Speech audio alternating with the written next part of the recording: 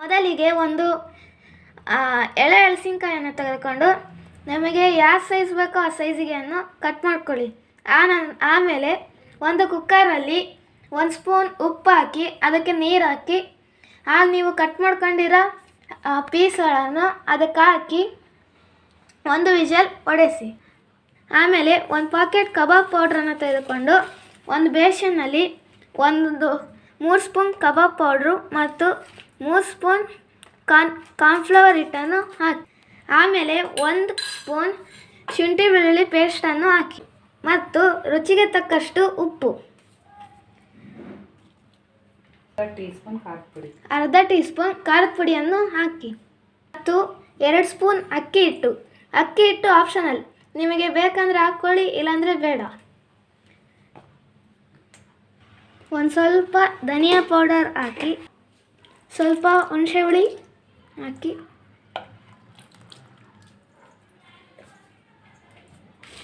ಆಮೇಲೆ ನೀರು ಹಾಕ್ಕೊಂಡು ನೀಟಾಗಿ ಮಿಕ್ಸ್ ಮಾಡ್ಕೊಳ್ಳಿ.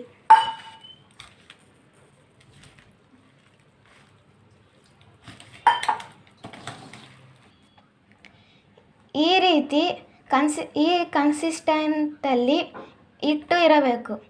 ಇದಕ್ಕಿಂತ ದಪ್ಪವೂ ಗಟ್ಟಿಯೂ ಇರಬಾರ್ದು, ತೆಳ್ಳಗೂ ಇರಬಾರ್ದು. ಯಾಕಂದರೆ ಈ ರೀತಿ ಇದ್ದರೆ ಹಲಸಿನಕಾಯಿಗೆ ನೀಟಾಗಿ ಎಲ್ಲವೂ ಹತ್ಕೊಳ್ಳುತ್ತದೆ, ಉಪ್ಪು ಖಾರ ಎಲ್ಲ ಹತ್ಕೊಳ್ಳುತ್ತದೆ. ಇವಾಗ ನಾವು ಬೇಯಿಸಿರುವ ಹಲಸಿನಕಾಯಿಯನ್ನು ಅದಕ್ಕೆ ಹಾಕ್ಕೊಂಡು ಮಿಕ್ಸ್ ಮಾಡ್ಕೊಬೇಕು.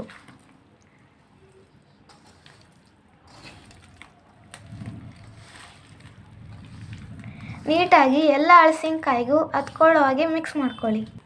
ಈಗ ಹಲಸಿನಕಾಯಿಗೆ ಅದನ್ನು ನೀಟಾಗಿ ಎಲ್ಲ ಹಚ್ಚಿದ್ದೀವಿ ಮತ್ತು ಈಗ ಒಂದು ಕಾಲು ಗಂಟೆ ಮೀನ್ಸ್ 15 ಮಿನಿಟ್ಸ್ ರೆಸ್ಟ್ ಮಾಡೋಕ್ಕೆ ಇಡಿ.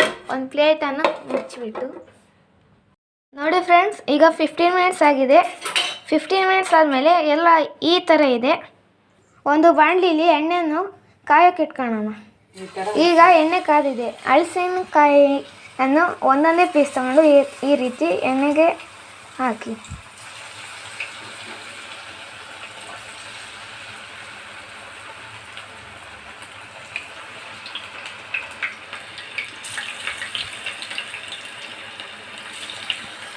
ನೋಡಿ ಫ್ರೆಂಡ್ಸ್, ಈಗ ಕರ್ದಿದ್ದೀವಿ.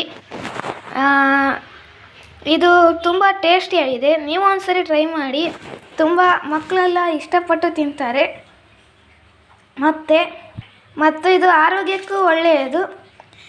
ಟ್ರೈ ಮಾಡಿ, ಹೇಗಿದೆ ಎಂದು ಕಮೆಂಟಲ್ಲಿ ತಿಳಿಸಿ. ಮತ್ತು ಇಷ್ಟ ಆದರೆ ಲೈಕ್, ಶೇರ್ ಮತ್ತು ಸಬ್ಸ್ಕ್ರೈಬ್ ಮಾಡೋದನ್ನು ಮರಿಬೇಡಿ. ಧನ್ಯವಾದಗಳು.